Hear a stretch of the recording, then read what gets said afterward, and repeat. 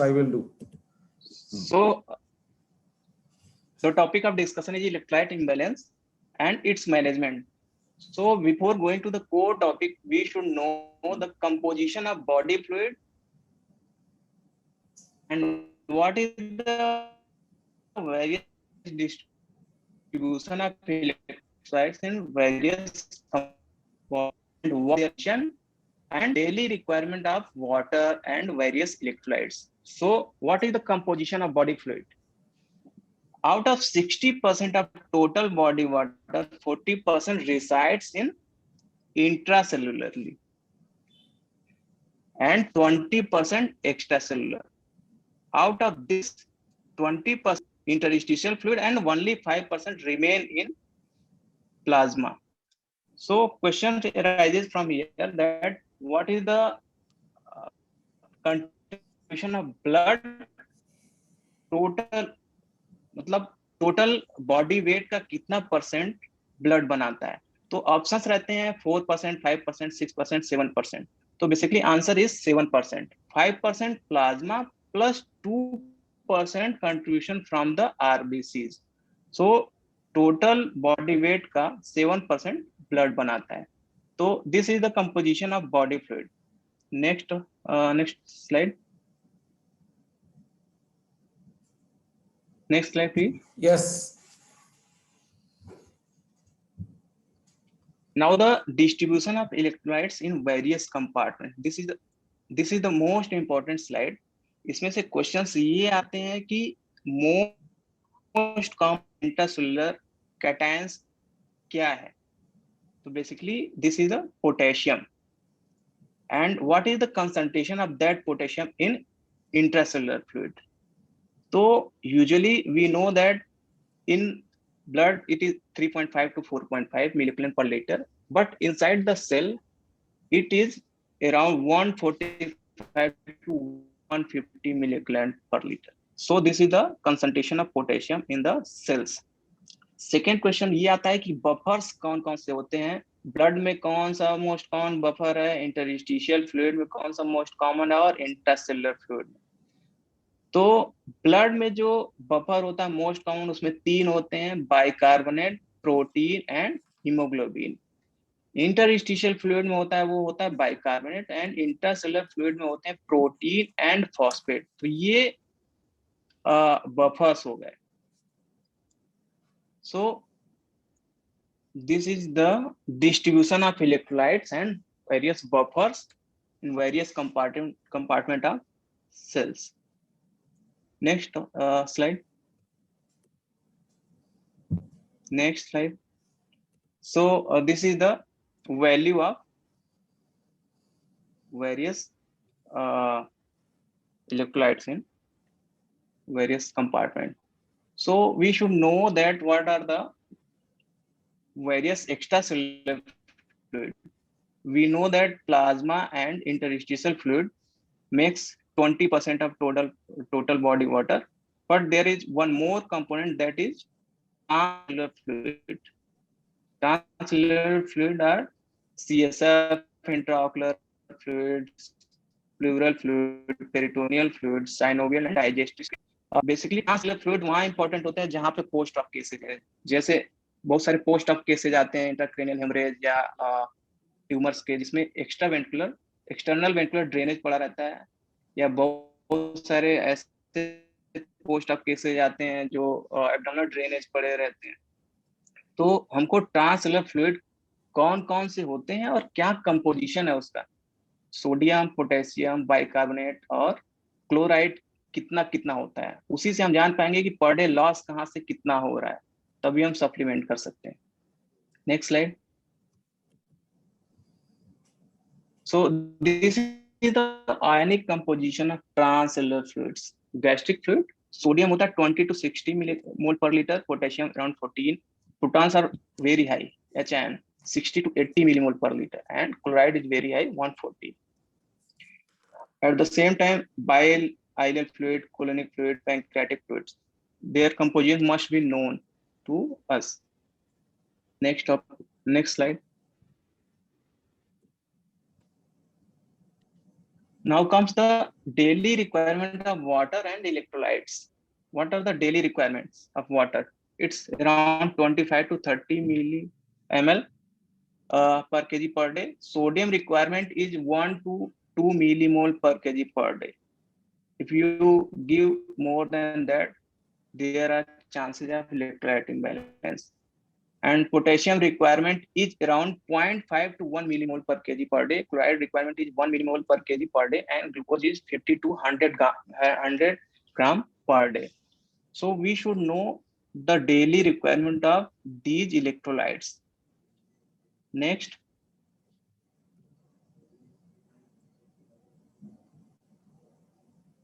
So first we will discuss about the sodium imbalance. First comes hyponatremia. We can divide the hyponatremia according to tonicity. Hypotonic, hyponatremia, hypotonic, isotonic, according to tonicity. So इसमें question ये पूछा जाता है most common hyponatraemia कौन सा होता है, तो basically this is hypotonic hyponatraemia. So we should focus on hypotonic hyponatremia. We can divide this hypotonic hyponatremia in three groups: hypovolemic, isovolemic and hypervolemic. तो hypovolemic कौन कौन से होते हैं? हेमोरेज हुआ, vomiting, diarrhoea, sweating, diuretic use, third space losing, salt wasting nephropathy. Isovolumic most common जो होता है ओल्ड एज में प्रेसिपिटेट होता है वो होता है SIADH. And hypervolumic basically organ failure में होता है, जैसे हार्ट फेल्योर हुआ, सिरोसिस हुआ CLD के patients, and chronic renal failure. So these are the most common causes of hyponatremia, hypotonic hyponatremia. Next topic. Next slide.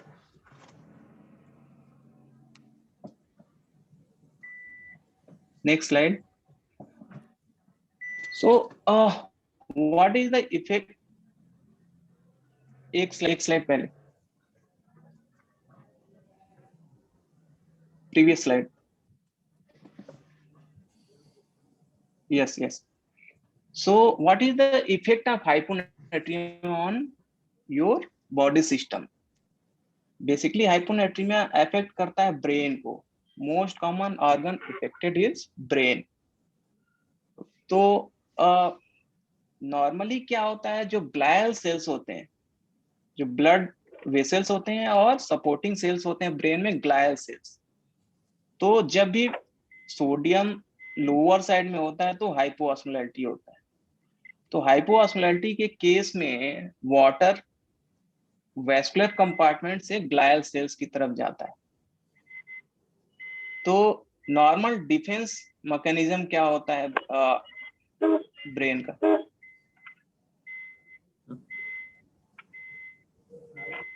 भाई देखो यार, इधर आओ.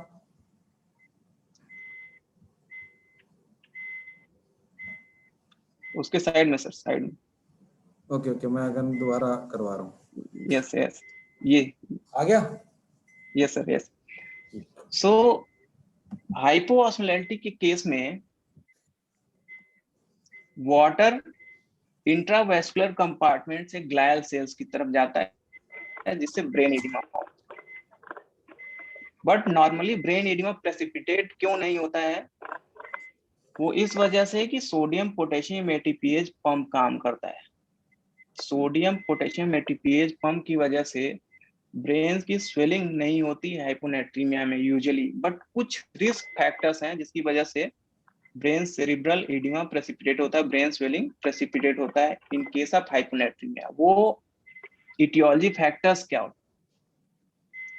हाइपोक्सिया के केस हुआ, या फिर प्रोजेस्टेरॉन बहुत हायर साइड में है, या फिर यंगर एज ग्रुप है. ऐसे केसेस में सोडियम पोटेशियम एटीपीएज पंप का इनहिबिशन हो जाता है, जिसकी वजह से वाटर ग्लायल सेल्स में एक्युमुलेट हो जाती है और सेरिब्रल एडिमा होता है due to dysfunction of sodium potassium ATPase pump. Next slide. So now we know that what are the effects of hyponatremia on brain cells. तो अभी कोई पेशेंट हाइपोनेट्रीमिया का आता है तो हो सकता है कि वो सिम्टोमेटिक हो, सीजर प्रेसिपिटेट हो रहा हो, या सिर्फ हाइपोनेट्रिमिक इंसेफ्लोपैथी में हो, या फिर एसिम्टोमेटिक केस हो। तो ये तीनों केसेस में बेसिकली हमें ट्रीटमेंट अलग अलग देना है। अगर उसको सेरेब्रल एडिमा के, सीवियर सेरेब्रल एडिमा के फीचर्स मिल रहे हैं, like seizure, respiratory arrest, coma में है, तो ऐसे केसेज में हम 100 ml 3% NaCl ओवर 10 मिनट्स देते हैं। और गोल ये होता है कि सोडियम का जो कंसंट्रेशन है 2 to 5 मिलीग्राम पर लीटर इंक्रीज हो। तो if there is active seizure, patient is in coma due to hyponatremia, we can give 3% as a bolus. But in case of hyponatremic encephalopathy like decreased mental status, headache, nausea, vomiting, in that case, we infuse 3% NaCl at the rate of 1 ml per kg per hour. In दोनों case में either we are giving as a bolus or we are giving as a infusion. We should monitor sodium level every 2 hourly. Our goal of increment of sodium is around 10 to 12 milliequivalent per liter over 12 hours. But in case of asymptomatic hyponatremia, old age के cases में बहुत सारे patients ऐसे आते हैं जो asymptomatic होते हैं बट उनमें हाइपोनेट्रीमिया होता है। तो बेसिकली एसिम्टोमेटिक हाइपोनेट्रीमिया के केस में हम फ्लूइड रिस्ट्रिक्शन करते हैं और कभी कभी वेसोप्रेसिन रिसेप्टर एंटागोनिस्ट देते हैं, दैट इज टॉल्वेप्टान्स। ये हाइपोनेट नाम से आता है, टैबलेट फॉर्म में आता है 100 mg का, उसको हम दे सकते हैं एसिम्टोमेटिक केसेस में। So we should categorise before treating hyponatraemia, either it is severe cerebral edema or only encephalopathy or asymptomatic hyponatremia. Sir, it's change. Yes, this hyponatremia. Hyponatremia could be due to increased intral intake of sodium, parenteral intake of sodium, or due to increased water loss.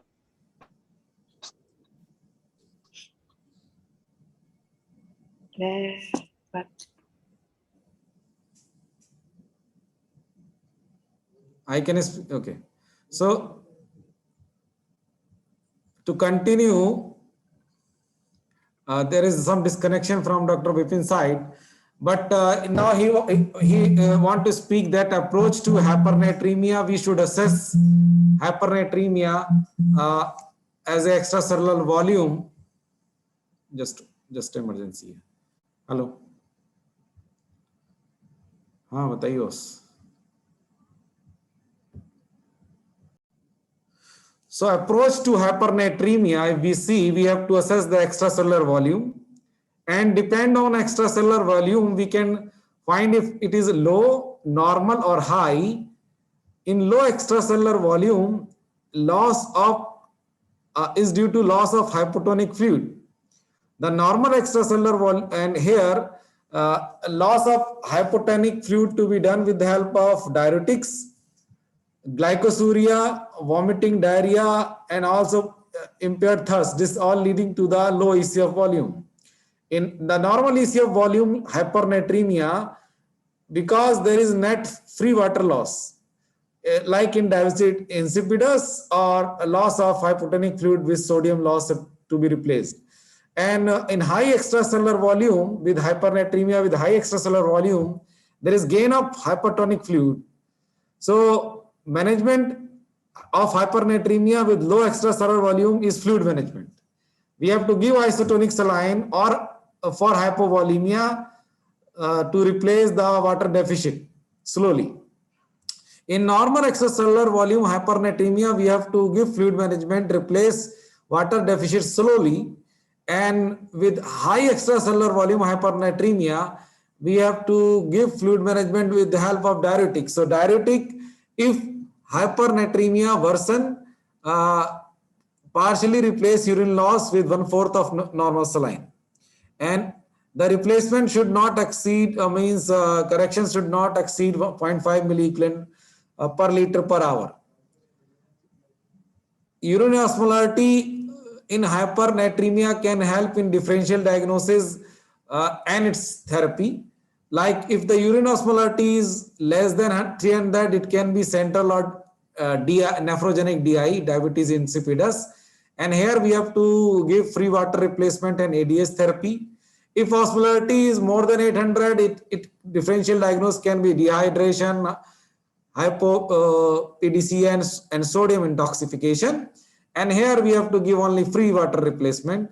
If hypernatremia with urine osmolarity is 300 to 800, then we have to give osmotic diuretic and diagnosis osmotic diuretic partial or mild DI. And here we have to give free water replacement and trial of ADH. So we have to do two things, means osmolarity of plasma and urine and sodium of the plasma and urine to making the differential diagnosis and defining the treatment. After sodium, the most important other thing that can be asked in clinical practice and also the exam, hyperkalemia. So etiology of hyperkalemia, if we see, especially increase potassium intake and assess for, हाँ विपिन मैं चालू हूँ तुम्हारे talk पे, कोई बात नहीं, मैं बोल रहा हूँ तुम्हारा साथ, मैं बोल रहा हूँ बस, हाँ कोई प्रॉब्लम नहीं, मैं बोल रहा हूँ बस, thank you.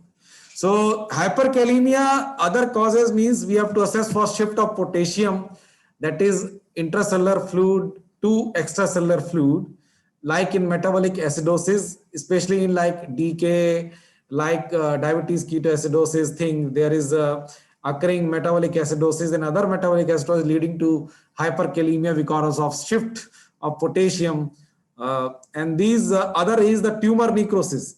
So tumor necrosis like tumor lysis syndrome, these patients have after dissection of surgery, post-operative period, they have rhabdomyolysis, also in rhabdomyolysis or tumor lysis syndrome, leading to hyperkalemia and arrhythmia, other things, or depolarization or insulin deficiency and beta-2 blockage, use of beta-2 blocker, all this causing the shift of potassium.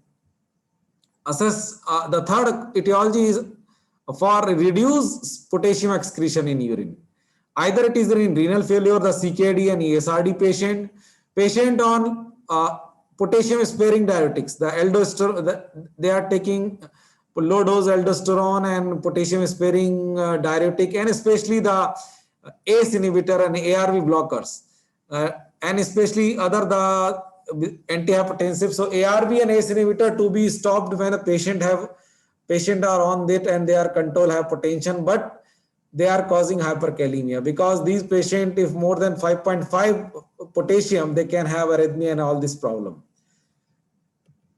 So this is the slide showing the ECG changes as with the potassium level.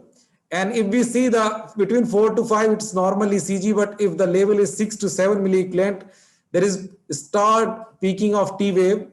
And as the volume, as the potassium increases more than 7, there is prolonged PR interval with the T wave peaking.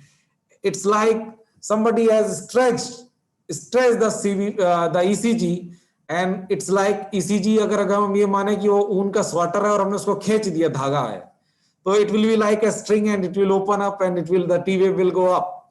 So T wave up and prolonged PR interval, and ultimately it can go in ventricular fibrillation and tachycardia. We know this, and this is ventricular tachycardia and fibrillation to be treated as per ACLS guidelines. Simultaneously, we have to treat the hyperkalemia and acidosis, because this cardiac arrest will not reverse. And these are the patient where that can definitely improve with improvement of the potassium, and they can come back from the cardiac arrest.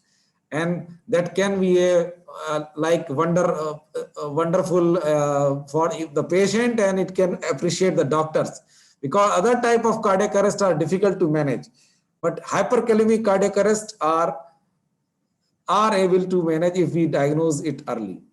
So what are the therapeutic options for hyperkalemia? Uh, like we have to give intravenous saline as a diluting action, or it enhances the renal excretion. Once the renal, like kidney, start to come, the work means it started urine production. The excretory product excretion will help to decrease the potassium. The duration is hours to day. Otherwise, we can give insulin 10 unit regular. In some, we practice usually this. I think besides the giving the calcium gluconate 10 to 20 ml over 5 to 10 minutes, that can easily help in stabilizing as a membrane stabilizer and arrhythmia. The insulin with glucose, we usually take the sugar, and if sugars are lower level or in high level, we have to see. If sugars are high, we can very well can give the insulin alone, or if sugars are low, we can give it with the dextrose and insulin GKI combination, the glucose insulin combination, the 25% dextrose. Otherwise, it's if patient is acidotic, then we can have the soda bicarb, depend on the AVG, what is the bicarb level, that enhances cellular uptake. It start work in the within minutes. Otherwise, if it is resistant type of hyperkalemia and non-CKD patient, or patient on hemodialysis, the dialysis is the CRRT is the choice, where we can do the removal of the potassium direct from the blood. Otherwise, for time chasing, we can give potassium binding resins, like usually used by the nephro people, that enhance GI excretion. These are the treatment, and this everybody knows, and this you can write in theory. After hyperkalemia, a patient can have hypokalemia. Hypokalemia, when urine electrolytes, if you see, if urine potassium is more than 20 milliequivalent per liter, the blood level is less than 3.5, because potassium is the only electrolyte that has a very narrow margin, 3.5 to 5.5. Below that 3.5 is hypokalemia. But one important thing is that when we should replace, because whether I should replace at less than 3.5 or 3, the usual indication, if patient having the blood level of less than 2.5, this is the borderline that we should start active treatment. Otherwise, we should wait. We can repeat sample. Sometimes it can be sample error also. So there can be normal acid base status. The causes are like that, like drug or electrolyte disorder because of using of aminoglycoside or hypomagnesia, or it can be a acidemia like DK or renal tubular acidosis that causing hypokalemia, or it can be because of alkalemia, especially when urine chloride is less than 10, especially if it is use of diuretic vomiting or gastric suction, and otherwise it can be use of steroids. If urine potassium is less than 20, it can be because of diarrhea, decrease intake, and external mechanism in etiology. So clinical manifestation related to neuromuscular transmission conduction problems start in the ECG and heart. Other manifestation is ileus that you can see in post-op, muscular cramp, augmented ammonia production in kidney, which can potentiate even to the hepatic encephalopathy and rhabdomyolysis. These slides showing the ECG changes when the level is between 4 to 3, almost normal ECG, but less than 3, the milliequivalent per liter, low T wave, widened QT, and below 2, it can be ST segment depression with U waves. So this is typical of the hypokalemia. And if we see the management, it's shown that how much we can have to give. If potassium is less than 2.5, definitely we have to start replacement. Standard method of potassium replacement is to add 20 milliequivalent of potassium to 100 ml of saline and infuse over 1 hour.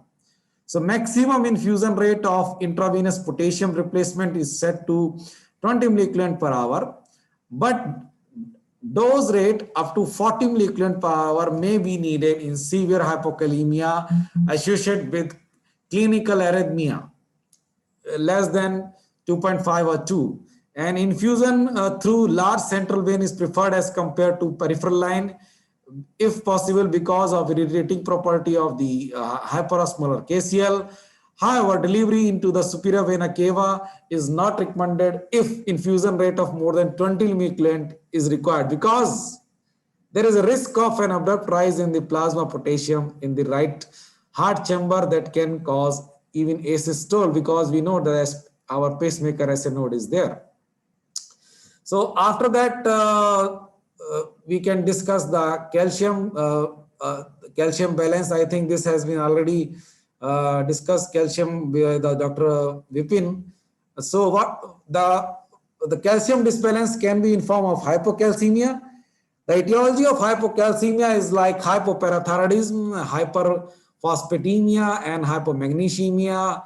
Even vitamin D deficiency associated with this, and is in renal failure patient, this to be given because reduce 1-hydroxylation of vitamin D, osteoblastic metastatic carcinoma of prostate and breast, and like citrate load blood transfusion. We do the after blood transfusion, it's old trend to give calcium because citrate is load is there, and that chelate the calcium. The clinical manifestation are typical, the Trousius sign and the Chauvistic sign. A clinical manifestation includes the altered mental status and tetany, and that is a classical the Chauvistic and Trousius sign. And management of hypercalcemia, and I usually say that to in routine perioperative practice, because in SGPGI we are doing major surgeries, and AVG is very cheaper to us. It's 60 rupees per patient, and we do 3-4 AVG in a 6-7 hour surgery. And almost in all high risk and invasive surgeries, we do baseline AVG. And I told you that the normal calcium level are 0.6 to 0.8 that I am getting for last 15 years. And I always supplement calcium to maintain the ionized calcium between 1 to 2, because it will help me and my patient in reducing bleeding. When the active bleeding is going on, I have to make the ionized calcium 1 to 2. I give always 20 to 40 milliequivalent calcium because I am also seeing the AVG whenever there is active bleeding, because calcium is needed for our coagulation factor to being activated. So if you find bleeding, why you not to give calcium for better coagulation? Another thing, because calcium has positive chronotropic effect in hypotensive, hemorrhagic hypotensive patient. If you give calcium, they can, the mean arterial pressure, you will see response, the increase in heart rate and blood pressure because of positive inotropy and chronotropy, and that can increase the mean arterial pressure and the systolic diastolic pressure. So that's the role of calcium is there. So hypocalcium is common in sepsis, and treatment is usually not necessary unless cardiovascular collapse and ionized calcium level is less than 0.8, or I will say less than 1. For acute symptomatic hypocalcemia, administer IV calcium. We are usually getting calcium in form of calcium gluconate. But for severe hypocalcemia, it's better to give calcium chloride, because it will give 3 times more calcium. And because calcium chloride is preferred is when you have to correct it faster. And because do not infuse more rapidly than 2.5 to 5 millimole in 20 minutes because of risk of cardiac abnormality and stole. So give it slowly, especially the calcium chloride, and with monitoring of the ECG. Hypercalcemia is very rare to see in clinical practice, but definitely vitamin D intoxication but unauthorized, untaken, like in COVID people are taking. But we know that calcium is low in almost 98% of population. But like hyperparathyroidism, one type of surgery, the parathyroid removal because of hypothyroidism, this patient having the hypercalcemia. And sometimes patient on diuretic, the thiazide and adrenal insufficiency or malignancy. Malignancy can like multiple myeloma or hyperthyroidism or hypoparathyroidism. These patients can have hypercalcemia. So management of hypercalcemia we see is we should repeat intravascular volume with normal saline. Use IV Lasix to increase calcium excretion here because we want to excrete. And in hypercalcemia of due to related to the malignancy, we can use biphosphonates to decrease the calcium reabsorption from the bone. That is very important. Otherwise, bone will be very brittle and it can cause very fractures even in these cancerous old age patients. And adjuvant therapy include calcitonin. And if it is very severe and causing toxicity, it can be taken up from the blood by hemodialysis. So at last, no one size does fit to all. We have to see our patient. We don't only see the blood investigation. We have to see patient, clinical manifestation, and sign symptom. Then, and if we find the blood levels are above than the normal or below than the normal and in the recommended range, we have to give treatment individualized to our patients.